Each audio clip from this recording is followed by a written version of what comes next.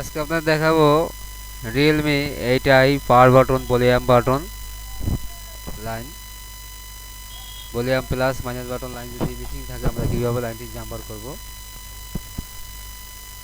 আমরা প্রথমে power button লাইনের কানেক্টরের কাছে আসলাম। এই যে পাওয়ার বাটন লাইনের প্রিন্ট, এখানে পাওয়ার বাটনের পজিটিভ লাইন এটা গ্রাউন্ড, এটা গ্রাউন্ড, এটা পজিটিভ লাইন। যদি আমাদের এখানে পাওয়ার বাটনের পজিটিভ লাইন না থাকে আমরা কি করব,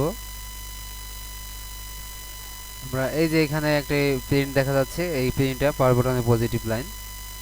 যদি এখানে আমাদের রিডিং না থাকে তাহলে আমরা এই টিনের এই কোনাটি আস্তে করে আমরা গ্রাইন্ডার মেশিন দিয়ে কাটবো বা কাটিং প্লাস দিয়ে আস্তে করে কাটবো। পুরো টিন উঠানোর প্রয়োজন নেই। যদি আমরা এখান থেকে লাইনটি চেক করতে পারি যে এখানে রিডিং আছে কিনা, তাহলে আমরা এখান থেকে লাইনটি জাম্পার করে দেব। যদি রেজিস্টারের এই মাথায় যদি আমাদের প্রিন্ট না থাকে, লাইন না থাকে, তাহলে আমরা এখানে এই টিনটি তুলতে হবে আমাদের।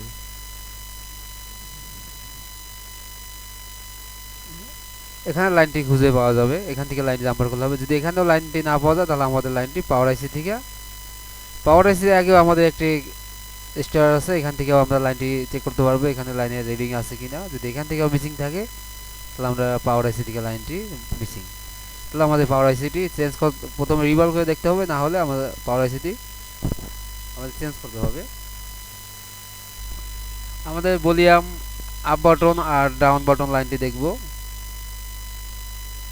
এই কোনারে আছে আমাদের ভলিউম আপ, এই এই পাশে আছে, ডান পাশে আছে ভলিউম ডাউন, আর মাঝখানে এটা হলো গ্রাউন্ড লাইন। আমরা যদি এখান থেকে লাইন মিসিং থাকে আমরা প্রথমে চেক করব।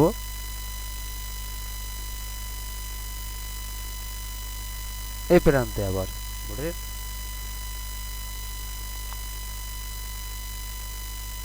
অপোজিট সাইডে, এটা অপোজিট সাইড, এটা হচ্ছে যে এখানে প্রিন্ট আছে down button up button, down button up button লাইনটি এখানে যদি রিডিং না থাকে আমাদের, তাহলে আমাদের এখানে এই লাইনটি খুঁজে পাবো। এখানে লাইনটি আছে, আমরা এই যে ডাউন বাটন লাইনটি এখানে রিডিং চেক করব, চেক করে এখান থেকে লাইনটি জাম্পার করে দেবো। আপ বাটন লাইন মিসিং থাকলে আমরা এখান থেকে লাইনটি জাম্পার করে দেবো।